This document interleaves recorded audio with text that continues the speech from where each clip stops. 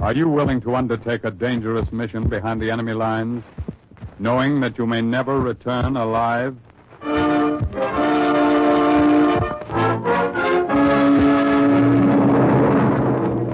What you have just heard is the question asked during the war of agents of the OSS.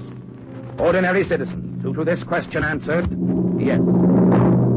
This is Cloak and Dagger.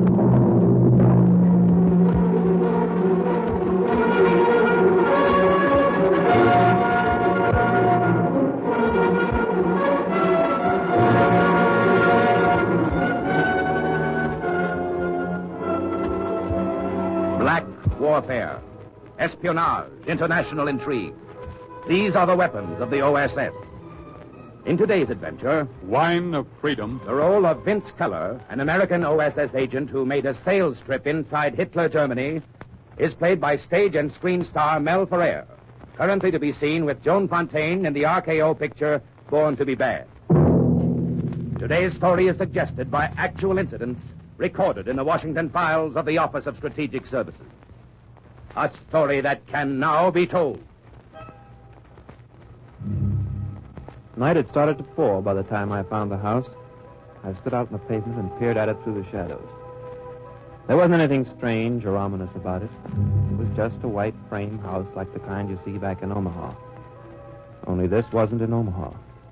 This house was number 28, Ahornstrasse in Osnabrück. And Osnabrück was in Germany, Hitler's Germany. I drew a deep breath and went up the front steps, clutching a briefcase in my hand. It was that briefcase that made me look like a respectable German citizen. I lifted the brass knocker and let it fall a couple of times. And then I waited.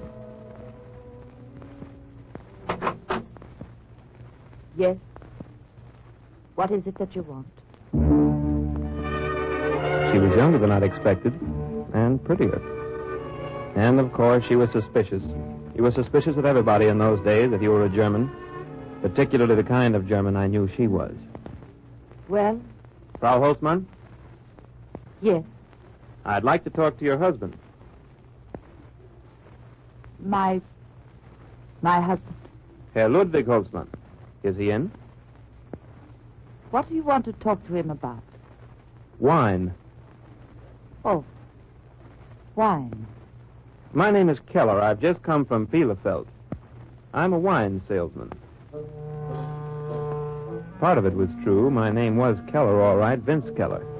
And I had come from Bielefeld, but I wasn't a wine salesman. I was an agent of the OSS, and what I had to sell was something stronger than wine. It was organized resistance to Nazism. I'd been at it for about a year then, almost a year since I'd sat in Colonel Metcalf's office in London. Now, Keller, and told him I wanted to volunteer for the job. you're sure that there's no trace of American dialect in your German? Quite sure, sir. My family lived in Germany all through my childhood. I was educated in German schools. Mm-hmm, I see. And, you know what you're letting yourself in for, Keller? If the Nazis grab you... I know, Colonel. Yes. But you still want to undertake the mission, It's important, isn't it, Colonel? If we can stiffen the German underground's resistance to Hitler... Oh, the anti-Hitler movement in Germany right now can hardly be called an underground. No, it's merely a handful of isolated individuals in various cities. There's almost no contact between them and no organized activity at all. Well, that won't do us any good when our troops start moving across the German border, sir. Exactly. We need effective allies inside Germany. No matter how few they are, we want them coordinated and strengthened. That's the job we'd like you to do, Lieutenant. It's the job I'll try to do, Colonel, if the Gestapo doesn't catch up with me.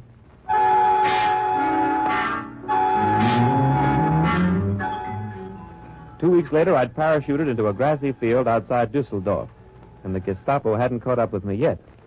After Dusseldorf came Essen, and after Essen, Dortmund, and then Bielefeld. And Hitler's secret police was still way behind. It was at Bielefeld that I heard about Ludwig Holtzmann. The underground leader there, old Johann Wolf, slipped me his name. So your work here in Bielefeld is finished, Herr Keller. Where'd you go now? Osnabrück, Johann. You'll be hearing from me, though. I want to put the men there in contact with the resistance workers here. We have been in contact occasionally. Now then, Ludwig Holtzmann has paid me a visit. Holtzmann, huh? He's the leader in Osnabrück? He was. The last I heard, it's been several weeks. His address is number 28 Ahornstrasse. Well, good enough. I'll look him up when I get there. You'll have no trouble introducing yourself to him since you're posing as a wine merchant. Simply ask him if he has ever tried Den Freiheitswein. Den Freiheitswein. The wine of freedom, huh? He will know then that he can trust you, and you, of course, can trust him.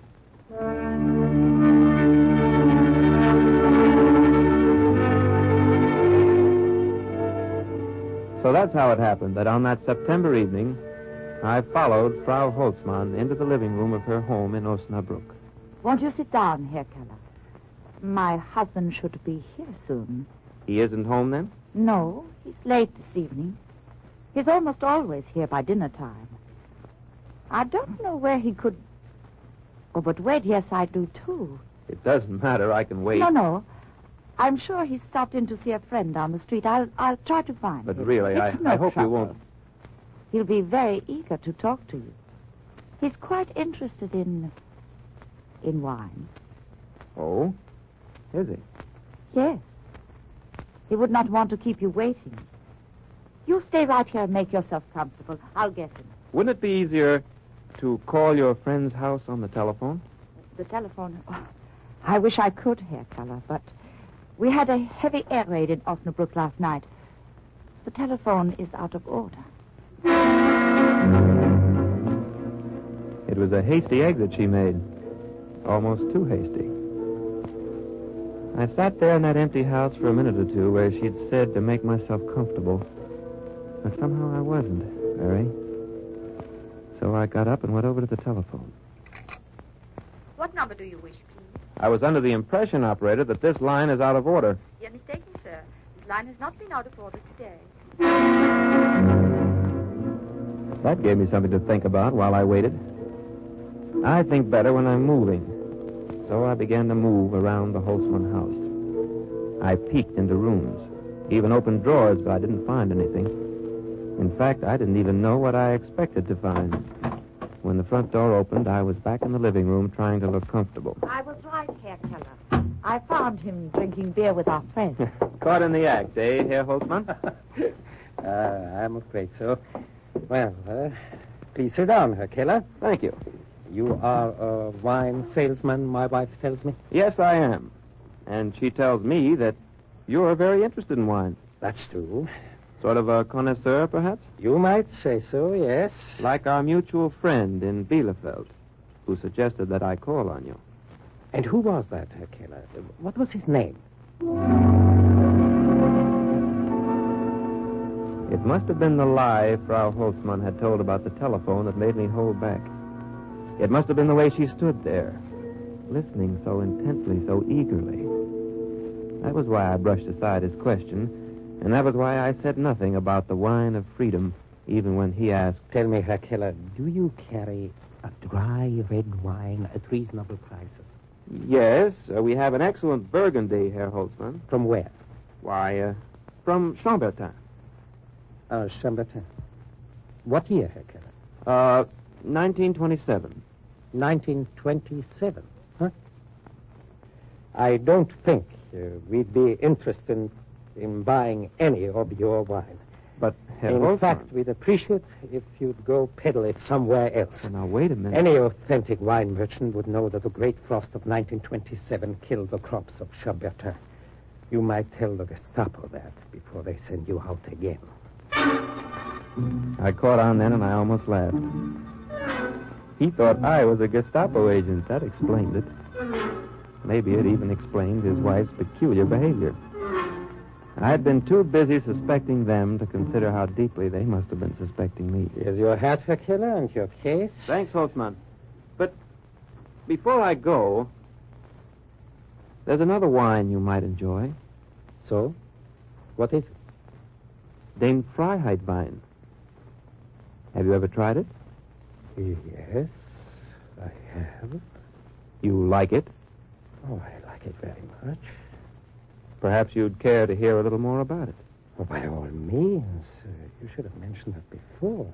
Now, sit down, Herr Keller, and tell me all about the wine of freedom. After that, we were all friends. Nobody suspected anybody anymore. I told them what I'd accomplished in Bielefeld and the other towns, what I hoped to accomplish in Osnabrück. Their eyes glowed as they heard of the growing strength of the anti-Hitler forces within Germany. Then we are not as isolated as we sometimes think, Herr Keller. You have a lot of friends, Frau Holtzmann. My job's to put you in touch with them. And how will you do that? Well, I'd like to start with a meeting of your friends here in Osnabrück. How many are there?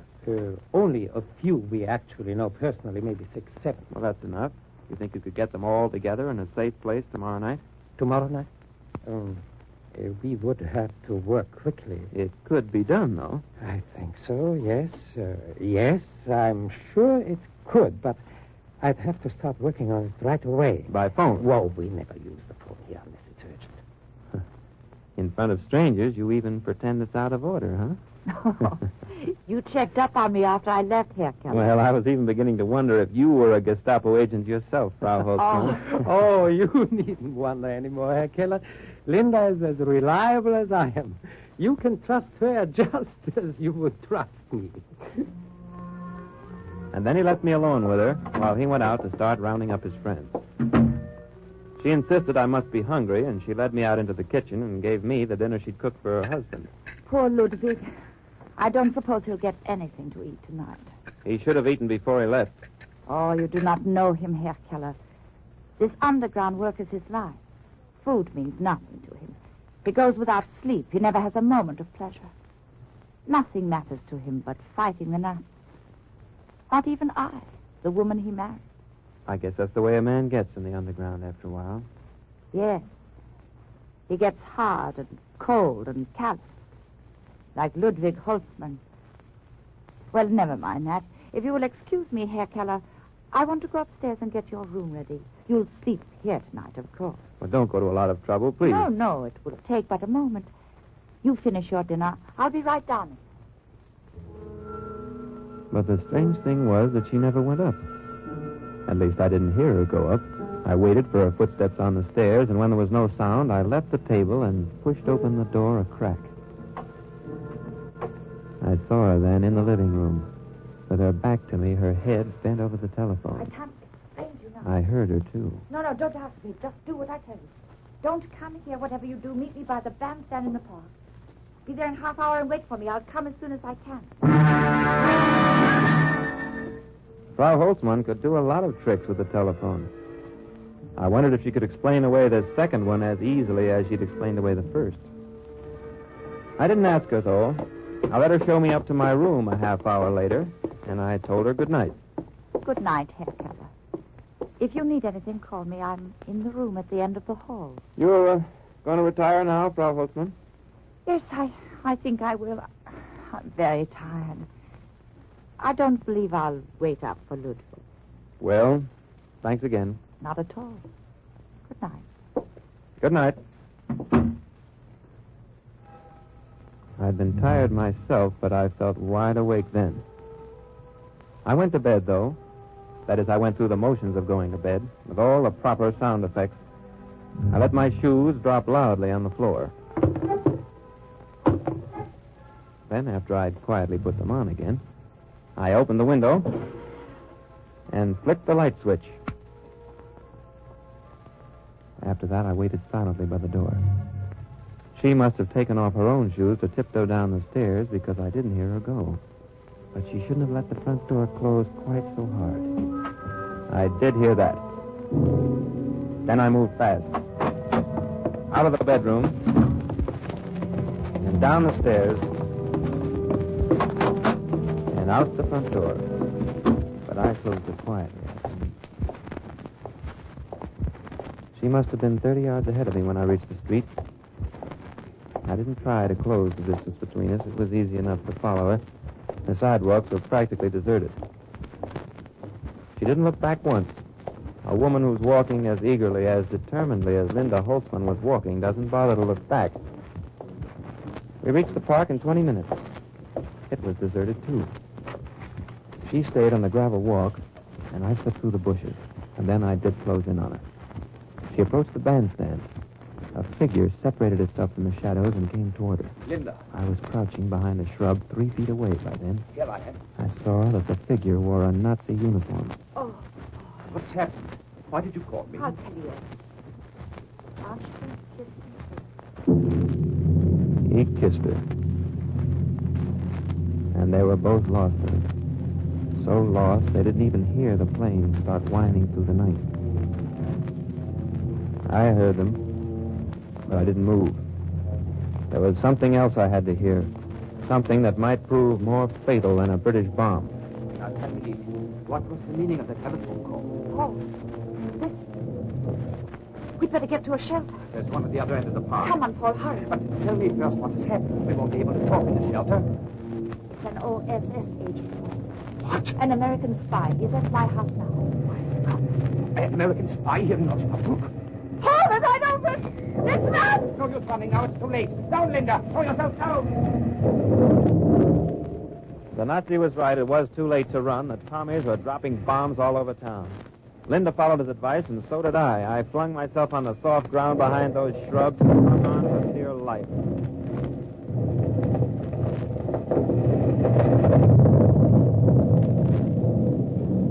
The last bomb landed in the park.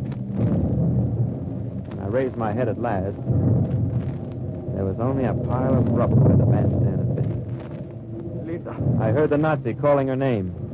Linda. There was something in his voice that brought me to my feet. It was the tone of a man who calls when he doesn't expect an answer. Linda, do you hear me?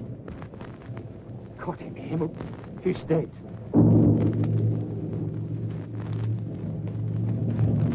Anything I can do, soldier? There's nothing anyone can do. He's dead. You sure? Yeah, quite sure. Come on, I'll get you to a doctor. No, I have no time now for doctors. Later, maybe. But there's something I must do first. I'm not hurt. I could do it for you. I'd do it myself. There's information the Gestapo must have immediately. He turned away and went lunging off. You don't like to do such things. But if a man's a Nazi and if he's going to betray you to the Gestapo, I raised my gun.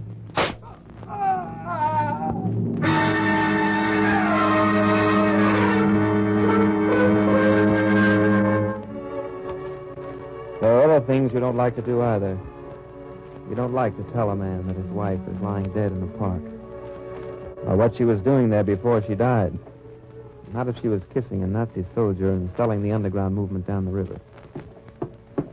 But I knew it had to be done. I went back to Ludwig Holtzman's house. He'd already come home and was waiting for me. Ah, Herr Keller, I have news for you. I have news for you, too. Bad news. But mine is good. It's all arranged already. Oh, all arranged. The meeting, you mean? Of course, the meeting tomorrow night at 11 o'clock. There's a bombed-out church on the highway north of the tower. There's no danger of being interrupted because the church is never used anymore. I rounded up every friend I could. There will be 7 at the meeting, possibly 8. Good work, Holtzman. Danke, Herr Keller. But what did you want to tell me? Well, it's your wife. My wife? Look, my friend, there's no way of breaking this to you gently. Never mind. Just tell me. What about my wife? She's dead, Holtzman. She was killed in the raid tonight. God. Oh, no. It isn't possible. I'm sorry, Holtzman. My Linda, I just can't believe it. I cannot think. I know how hard it is for you to... No, you don't know. You couldn't know because you never knew what she meant. Easy, Holtzman. I just can't help it. I'm sorry, but it's so hard to face. You've faced a lot of hard things in these last few years. I guess you'll manage to face this. Those were nothing. Linda was everything to me. Nothing else mattered. She was my whole life. I sat there and felt like a heel. Because his grief left me cold. I suppose I should have felt sorry for him, but I didn't. There was something wrong somewhere. There was a phony note in his sorrow that I couldn't put my finger on. Not then, at least. Later on that night, after I'd helped him to his room, after I'd gone to bed myself and lay in the darkness thinking about it, I began to understand. Hard and cold and callous. Like Ludwig Holtzmann. It was her voice, Linda Holtzmann's voice, that told me. Nothing matters to him. Nothing but fighting the Nazis. Not even I, the woman he married. But how did that jibe with the sobbing, grief-stricken husband I'd just seen? And after all, why should a man who'd fought the Nazis, who'd lived with death for 10 years, why should he collapse so completely at the news of one more death, even the death of his wife? Oh, yes, something was wrong somewhere. Something was very definitely wrong. I thought I knew what it was. And if I was right, then Der Fuhrer's secret police were breathing down my neck. He was still sleeping when I slipped out of the house the next morning. I didn't go far. Just across the street and 2 doors down to number 21 Ahornstrasse.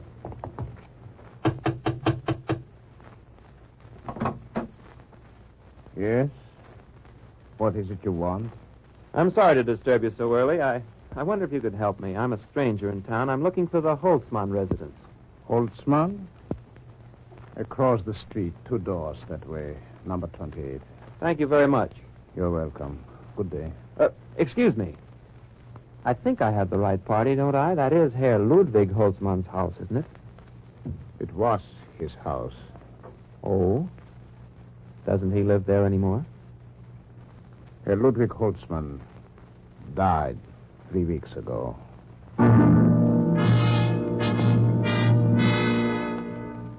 And then I knew I was right. I turned away from the door, but I didn't have any place to go. So I turned back again. And the man in the doorway was still standing there, still staring at me thoughtfully. Excuse me. Why did you want to see Ludwig Holtzmann? Well, I'm a wine merchant. I didn't know he was dead. I thought he might be interested in some wine. I see. Strong wine? Very strong. A special kind. Called? Der Freiheitwein. Ah. You're familiar with it? Yes. I'm familiar with it. Perhaps I could interest you. Perhaps you could. Won't you step in? I followed him into his house. And then I took a chance. I told him who I was, and why I'd come to Osnabrück and what had happened since I arrived. I see. Then the real Ludwig Holtzmann is dead. He was killed by the Gestapo, Herr Keller. His own wife betrayed him. Funny, that's just how I had it figured. Fortunately, she doesn't know who the rest of us are, or she would betray us, too. Not anymore. She was killed in the raid last night. She was? That doesn't exactly break your heart, I imagine. On the contrary, it saves us the trouble of someday killing her ourselves. But you say she introduced another man to you as her husband? She must have had orders to report anyone who came looking for Ludwig. She went out and brought this man back with her. A tall, thin chap with a black mustache. Ah, yeah. Fritz Havel, probably one of the most powerful Gestapo agents in Osnabrück. Nice company I've been keeping lately. That's what I don't understand. Why didn't he turn you over immediately? What is he waiting for? For the meeting tonight, probably. Meeting? He knows I'm planning to talk about the underground work in neighboring cities. I see. He figures he'll pick up a flock of names. Yeah. He'd never ask me for the names directly for fear he'd look suspicious. Ah, yeah, but who does he intend to bring to such a meeting? Some more Gestapo agents, I imagine. Maybe he's bringing them over from Dortmund and Bielefeld. And he hopes you will give him useful information, huh? Sure. It's a nice setup. They'll sit around and scribble down everything I say. Then when they've milked me, they'll string me up. How lucky that you came to my door. Now you can escape, Herr Keller. Escape? No, I don't think so. What do you mean? 7 or 8 Gestapo agents all gathered under one roof. That's awfully inviting. But you can't go to that meeting. Why not? They don't know I know who they are. You will never get out alive. I'm not so sure. Oh, I was pretty cocky then. But by the time night came, I'd lost a lot of it. I'd had to put on an act for Fitzhabel all day, pretending I still thought he was Ludwig Holtzmann, pretending I trusted him and was sorry for his great loss. By 11 o'clock, when he and I slipped up the moonlit path that led to the church, my nerves were pretty thin. I'd taken a lot of risks since I'd come to Germany, but I'd never walked into a meeting of Gestapo agents before, every one of whom knew who I was. They're here already. You see, Herr Keller? I saw. Through the clouds of cigar smoke, I saw the narrow, hungry eyes that turned on me. I saw the half-hidden smiles. I sensed the laughter inside them. My friends, you know why we are meeting here tonight. You know that here at my side is a man, an American, who's had the courage to come into this land of terror to help us. In spite of Gestapo agents... He made quite a production of it. Of every day. He went on for 5 minutes building me up. Our enemy country. And all the while, I could hear that silent, mocking laughter. He has succeeded.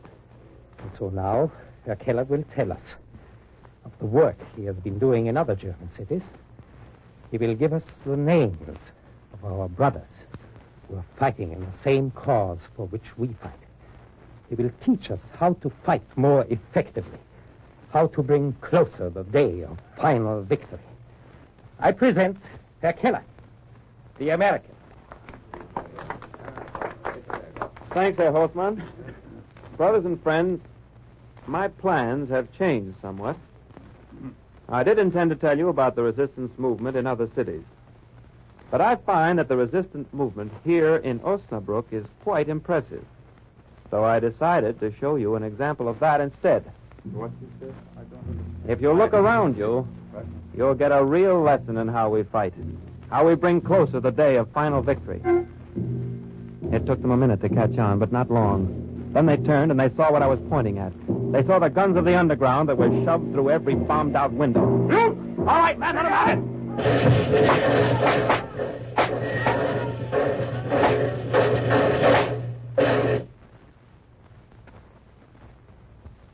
They died, all 8 of them. Well, Colonel Metcalf had told me to help make the German underground strong and effective. He said it had to be organized. It was pretty well organized that night in Osnabrück. And later in Dortmund, Bielefeld, Essen, Dusseldorf.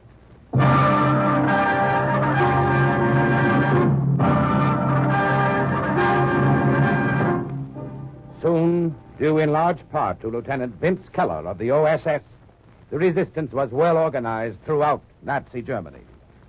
And once again, the report of another OSS agent closes with the words, Mission accomplished. Listen again next week for another true adventure from the files of the OSS on Cloak and Dagger.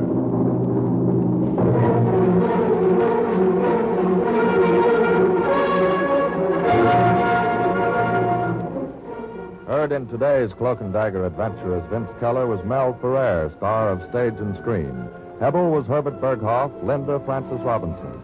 Others were Ralph Bell, Raymond Edward Johnson, Vilma Curer, Ian Martin, and Carl Weber. Script was written by Ken Field, and music was under the direction of John Garth. Sound effects by Chet Hill and Jerry McGee. Engineering by George Vos. Today's OSS adventure was based on the book Cloak and Dagger by Corey Ford and Alastair MacBain. This program was produced by Louis G. Cowan and Alfred Hollander. Here is a bulletin from the NBC newsroom. Governor Dewey of New York has endorsed the NBC Republican presidential candidate as General Eisenhower. During the NBC television program Meet the Press, Dewey declared again that he himself will not be a candidate. Then Dewey, as titular head of the GOP, said that he would urge support of Eisenhower if the general will permit himself to be nominated. Keep tuned to your NBC station for the later news. This is NBC, the national broadcasting company.